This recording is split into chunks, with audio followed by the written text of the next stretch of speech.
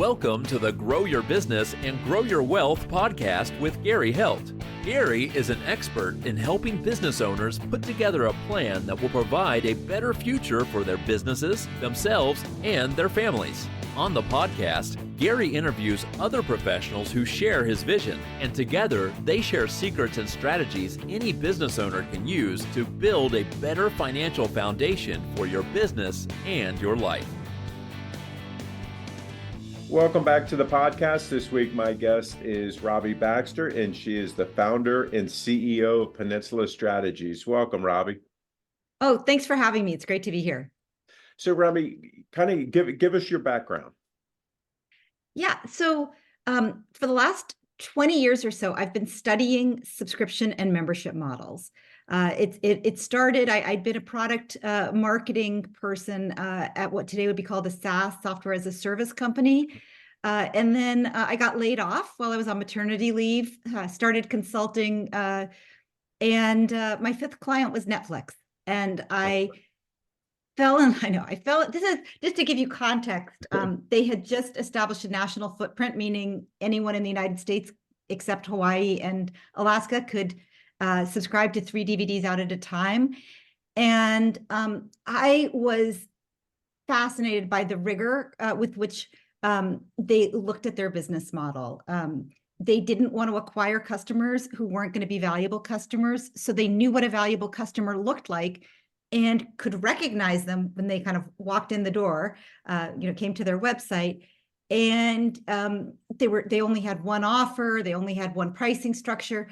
And I loved it. And I started to see that other businesses could apply these same principles that I saw at Netflix and also at the SaaS company. I was like, oh, wait, there is something here to this subscription pricing and what it forces everybody else to do, sort of a focus on the relationship as opposed to just, get them in the door, get as much money as you can, and maybe you never see them again after that transaction.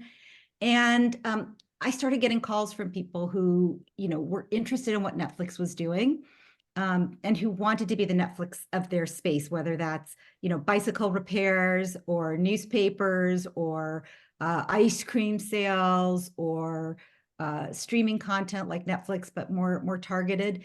And I've spent the last 20 years really breaking down what separates successful subscription models from the ones that fail, writing about it, working in the trenches with organizations and entrepreneurs that are building those models, and then teaching people how to fix the models they have or start a new one if they've never been brave enough to give it a serious go. Right. Now, have you been able to do this with the majority of all industries being able to put this subscription model together? Yeah, Gary. I mean, what's been really exciting and interesting to me is that almost every industry can apply these principles, and almost any business structure. So small business, large business, public company, private, closely held company, for profit, not for profit. I've worked with all of those categories, and then across industries from, automotive, software, content, professional services, craftsmen, I've worked with plumbers, air conditioning companies. The main thing here, let's put it the other way. The ones where it doesn't work are any businesses that either don't expect to ever see that customer again. So let's say wedding dresses. I don't know. There aren't that many businesses where you never expect to see someone again. The wedding dresses, right? Hopefully, you don't want a subscription to wedding dresses, hopefully. Funeral home. What funeral home? Yeah, I know. Caskets. You don't need a casket a month, hopefully. But then the other one is if you have an advantage, that means that you don't have to take care of your customer because they're required to come to you. So that would be a geography advantage. You're the last gas for 100 miles. Like, who cares if the bathroom's dirty, right? I mean, you're never going to see them again and they don't have a choice. If you have the medicine, if you have a patent, if you have the only medicine that solves, the health issue, doesn't matter how you treat people, they're going to keep coming back. Right. But for everybody else, for the rest of us, where our customers have a choice, that's really what subscription and membership is about. If your customer has a choice, how can you lock in loyalty by solving the ongoing problem instead of just solving the problem of the moment? Right. Right. What are some of the challenges when people are making this transition? Because again, many businesses are very transactional, and you're talking about more developing a relationship and either doing this membership or subscription model. What are the challenges that you're seeing these businesses face when they try to make this move? Yeah, so the first thing is I think most of them don't even know where to start. And so what they do is they'll often start with either all you can eat model. So, you're a lawyer and you say unlimited access to legal services, you're a dentist, unlimited Right. cleanings, right? And there's often a worry there because there's variable costs, right? If you're a lawyer and I use you for 18 hours instead of 2 hours, right? That has there's only so many hours in your day. So Sure. that's a hard thing for people to figure out. What do I do with the variable costs? How do I price it? And I think the most important one is, who am I designing the subscription for out of all of my existing customers? And like, which segment am I going to really focus on optimizing? And what is the ongoing problem they have or the ongoing goal they have that I can more fully solve for them if they commit to me? So an example of that might be, I pay a decorator to redecorate my house. But the reason I did it isn't just to have a one moment redecorating of house. It's, I want my house to always look kind of current and nice. And, my kids always say that there's things in our house that are a little janky because they've been there. You sort of stop seeing it. And I would love to have the person who decorated our house come 4 times a year and have a budget and just update whatever she thinks needs updating, so that it never gets to the situation that it got in when it needed, Right. the full thing. Or, you pay all this money to, put in new plumbing. You want somebody to come and do the maintenance and check in on it and show you that kind of thing is a good place to start often. And then you can still separate out major projects from either maintenance or insurance type of deals, or a lot of times people just want access to an expert. Right. So there's a lot of ways to build it, by just refocusing on who's the person I'm solving the problem for. It's an ongoing problem, and not trying to just take everything you have and throw it into a bucket and say that's our subscription, right? Another example, you own a restaurant, right? Let's say you own a restaurant near an office building. You might offer lunch 3 days a week as a subscription, right? Pick the days you want, but you come in and there's a 3-course lunch. Like when I was an exchange student, they had that model in Switzerland, and it was great because you just went to the same place. They knew you were coming, so the food was, ready. Right. And you saved a lot of money, and it was for their most loyal customers there, right? Not the people who wanted to try the new cool food. It was for people who are like, I'm in the city, I got to eat lunch. So Right. it's just thinking a little differently. Now, in that subscription model that you're doing, would you have like different levels based on, because you were saying, okay, we're not going to take and smush everything into one membership. So, I mean, would you have different levels to the membership? Yeah. So, okay. So that's actually a great question. And people ask this all the time. And they often jump to, I know 3 options is the best thing. So I'm going to have 3. And then they jump to, and I'm just going to make it up. So I'm going to write down all the features that I can possibly think of. And I'm going to put a few in the first column, a few more in the second column, and a few more in the third column. And there's no rhyme or reason to it. Right. So what I tell my clients when I'm helping a company design their first subscription, I usually encourage them to have one subscription that they launch with. And that's the one that they are most confident is going to meet a need of a clear segment that is big enough to be worthwhile, but small enough that they can really deliver the value to. And the only time that I let them, I'm not the boss of them. That's the trouble of being a consultant. You're not the boss of anyone. Right. But you're trying to, give them good advice. And so I'll say, look, if you have really clearly defined reasons for having different segments, and therefore that justifies the tiers, go ahead. So for example, I did a lot of work early on for SurveyMonkey. So that's the, the company that Yep. does online surveys, survey tools, right? This is, long, like we're early on in their career, and they only had one subscription for a long time. But they noticed that they had a segment called enterprise customers. So like imagine, they have one subscription. It's like, I'm trying to remember what it was, but it was something like $39 a month. And, Robbie was using it for her market research for her own consulting practice, but also Procter & Gamble had the same product. So Right. all of the, 300 senior level market research teams at Procter & Gamble were also paying $39 a month. Right. And first of all, they didn't care. They would have been happy to pay more. And second of all, they needed features that Robbie's consulting doesn't need, right? They need to share assets across, countries. They need to translate things. They need much more sophisticated data analytics tools. So we actually said, okay, there is a good business case for an enterprise level subscription with multiple seats and so on. And we also found that there was something for a small market research team, that they needed the sophisticated tools, but they were a very small group. Mhm. And so that you can really see who those are. You could also imagine having a student offering. You can imagine having, I've worked with, I told you with plumbing and AC and HVAC, you might have something for the building, an apartment building owner versus a homeowner, Right. or for a renter versus an owner. They have different needs. And so, but if you're listening to this and you're just starting out thinking about a subscription, I would encourage you to go with one subscription. And most likely it's either for your newest customers, the ones who aren't ready to really commit. So it's a light touch, easy way to get introduced to you, or it's for your best customers, the ones that are already spending a lot and pushing for you to give them more, or it's for that really weird segment that you love, but they don't really look like anybody else. Those are the three places to start. Right. So, I'll take my business, for instance. It's, accounting and tax. So we do, taxes for personal, but we also have business. And what the business we do depends on the client. We'll do bookkeeping and payroll and tax planning and things like that.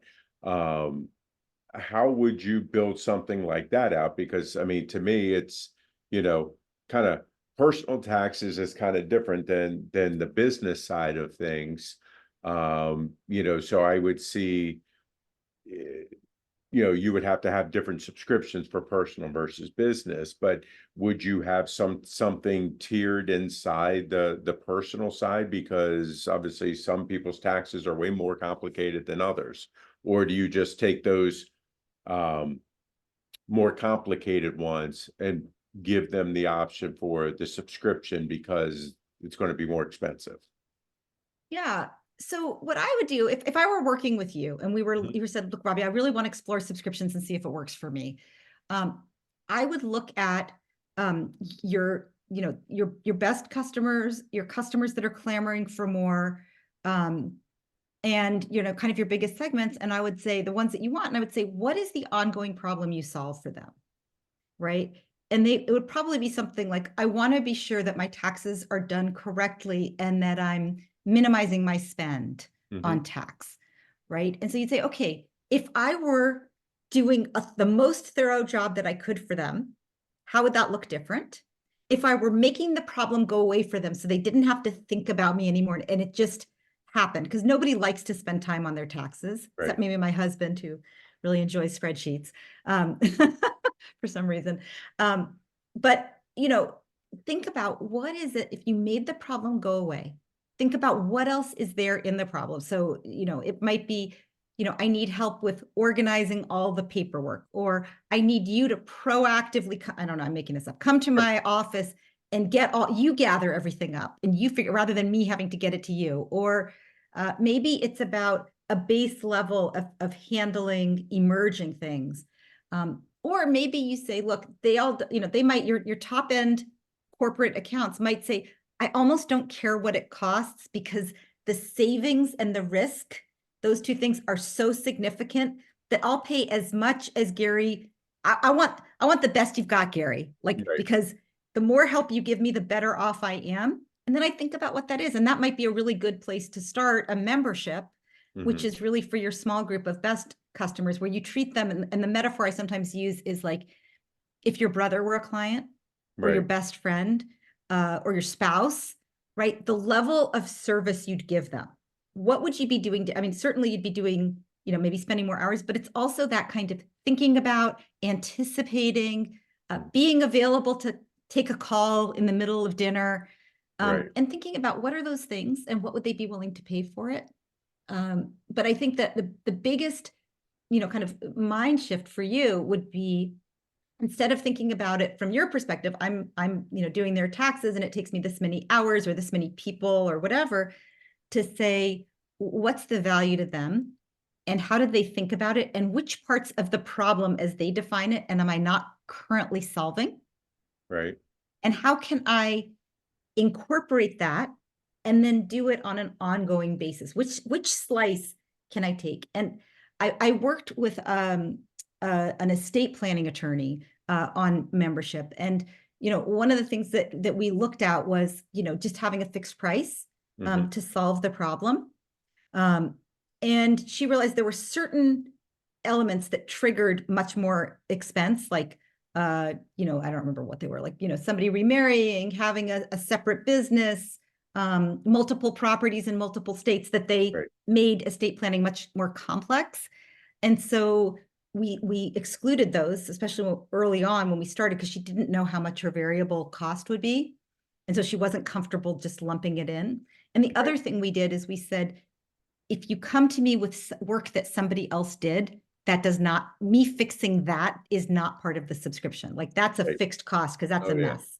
Oh, yeah. And people always think, I found this so funny, but people, and I do too, people always think, like, if I have a will that was written by somebody 10 years ago, and now I'm going to a new lawyer, I think that they should charge me less because I already have a will and all they're doing is just updating it Right. and taking responsibility. Yep. And they're like, no, no, no. Reading through somebody else's logic is really hard. Right. So just understanding your costs and who your best customer is and who is willing to be, I'm going to say locked in, but who's willing to commit to you for life in exchange for you promising to have their best interest at heart for as long as they need their taxes done. Right.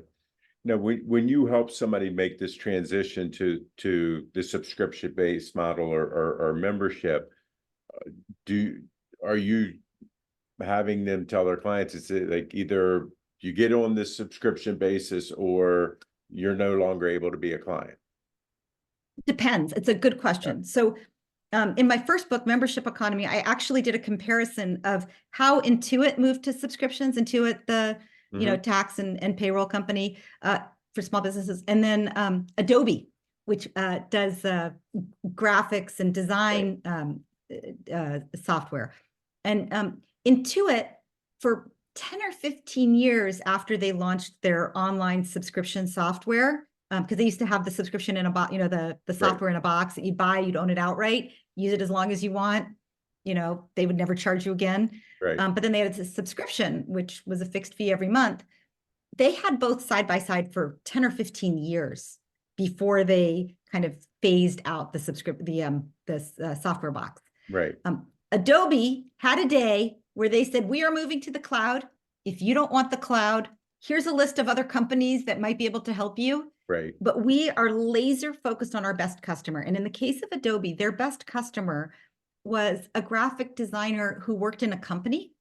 And the people who were worst off when they made this announcement were solopreneurs and moonlighters, graphic designers who, made wedding invitations and menus and kind of did it on the side, because they were both paying for their own software versus the graphic designer working in a company. And they had less sophisticated needs for that software. They didn't mind using 5-year-old software that didn't have all the bells and whistles and wasn't, didn't have shareable assets and you couldn't work with teams. So they were actually really angry and really vocal when they learned about this change, but there was a very small group of them and they weren't the main focus of Adobe. So Adobe just took the hit and then their stock went way up and everybody switched. And most people were somewhere between neutral and happy with the switch because it was more focused on corporate graphic artists. So, you can do it either way. A lot of people, like I said, it's usually for a very specific group, best customers or newest customers. So it's often integrated as one option. But some organizations figure out like, wow, this is a much more streamlined way to work. Right. It's much easier to manage cash flow when you have a subscription. You know how much money you're getting. Yep. A lot of people would say it better aligns the goals of the customer with the provider, because we're both focused on outcomes instead of focused on a transaction. And so they start doing subscriptions and it starts to work really well, and then they don't want to do anything else. And so they'll either keep the customers that were already there to just, honor the relationship, or they'll actually say, as of this day, we only work with a subscription model. So I guess, where do you see this subscription model evolving to? So there's still a lot of businesses that haven't given it a serious look. So there's a lot of, we all feel subscription. I mean, a lot of us feel subscriptioned out at this point, Right. little subscription fatigue. But there's still a lot of businesses that haven't gone there yet. Particularly, I'd say a lot of small businesses, a lot of healthcare, a lot of manufacturing. They're still, figuring it out. And so that's one big piece. And then I also think, the ultimate goal of subscription pricing, I always say subscription pricing is just a tactic. It's all about the member mindset, which is that, what I said to you, treating every customer like a member of the family, focusing Right. on the long-term relationship. And to do that, a subscription price is a good tool, but there's other tools that work well. There's pay per use, pay as you go, really paying for outcomes. So for example, if I go to a diet clinic, and my goal is to lose 20 pounds, if they don't help me lose 20 pounds, I don't pay them, right? That's we are aligned on outcome, right? They are very motivated for me to be successful. So there's a lot of other ways for subscriptions to evolve, but I think for many organizations, just starting to think about what kind of product offering justifies a subscription gets the organization thinking more about outcomes rather than about widgets or hours or, product. Right. Now, because you talked earlier about, with the subscription and it's, some people may use it more than others, depending on what it is. I guess, have you had to help somebody, okay, I've been paying all this money, called Netflix. I've been paying all this money for Netflix, but I'm not using it. I want a discount now. Have you seen any pushback from a pricing standpoint in that way? Or do you think that once somebody goes to it, the consumer, or the client kind of sees the benefit and they're not having that issue? Yeah, absolutely. If you go to the buffet in Las Vegas and you're getting a little salad and a piece of bread, and the person in front of you is loading up on caviar and lobster, and you're both paying $49.99, Right. you feel annoyed. Right. Right. And you say, can't I just pay for my toast? I don't want a buffet. I just want a piece of toast. Right. So the same thing happens, right, with content subscriptions. It also happens, I see it a lot with physical product subscriptions. So like, consumables like shampoo, right? And you're like, I can't use all the shampoo, or I don't need my kids got me a tie of the month club and I already have 6 ties because it's been 6 months. I don't need any more ties right now. I don't want to keep paying. And so I think physical products are moving into, almost every physical product now has a pause button. So you can pause until the shampoo's been used up, or, you can pause even your newspaper and not pay for the weeks when you're, at your lake house or whatever. So that is happening. And we've just seen, something that for me is really remarkable. When I started working with Netflix, Reed Hastings, the CEO, said he would never have ads. And now they have an ad-supported model. And the reason is they've actually finally saturated the whole world. Everybody in the world knows what Netflix is. Right. Everybody's tried it. And some people are saying, at this price, I'm going to cancel. And so they're offering a lower price that comes with the burden of ads. It's not free with ads. It's a lower price with ads. So we are seeing companies, kind of coming around on that. Yeah. I don't want that subscription.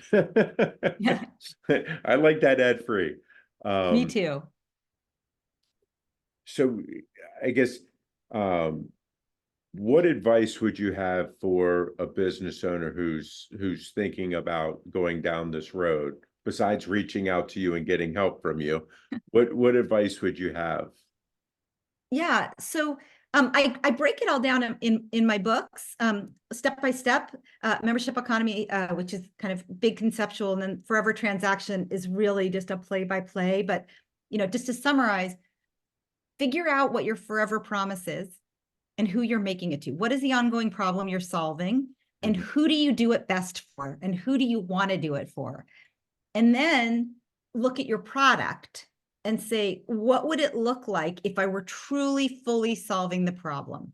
Right. So in healthcare, or let's say dental, I don't want to get my teeth cleaned every 6 months. I want to not have cavities.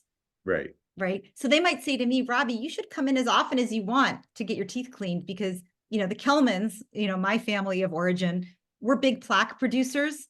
And, maybe your family, not so much, but I would love to have the dentist put me on a routine, where I just don't get cavities.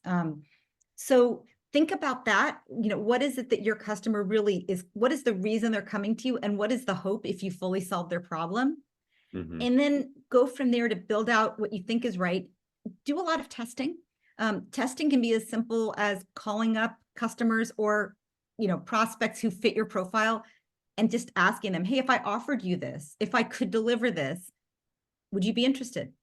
At Right. what price would it be a good deal for you? And then if they say they're interested, I always encourage people to have this question. If they say, yeah, it sounds amazing, say, look, if I offered it to you right now for 10% less than that, when it's ready, would you commit? Because sometimes people lie because Oh they yeah. don't want to make you feel bad. But it's a good, and they're like, oh no, it wouldn't really be for me, but other people would probably love that subscription. And I was just trying to pretend to be like them. Right. So yeah, do your market testing, maybe have a time dependent launch. Say we're going to try this for 3 months and see how it works so that you can see what the variable costs are like if you have that. I always encourage my clients to write a list of all the things they're worried about that could go wrong. What if we price too low? What if it costs too much to deliver? What if I did a lot of work with car washes, right? What Right. if the only people that sign up for unlimited car washes are Uber drivers who wash their car twice a day? Right.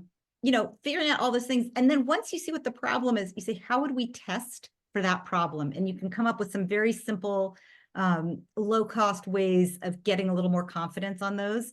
And then from there, you can launch something, something that you think is going to appeal to your audience. Right.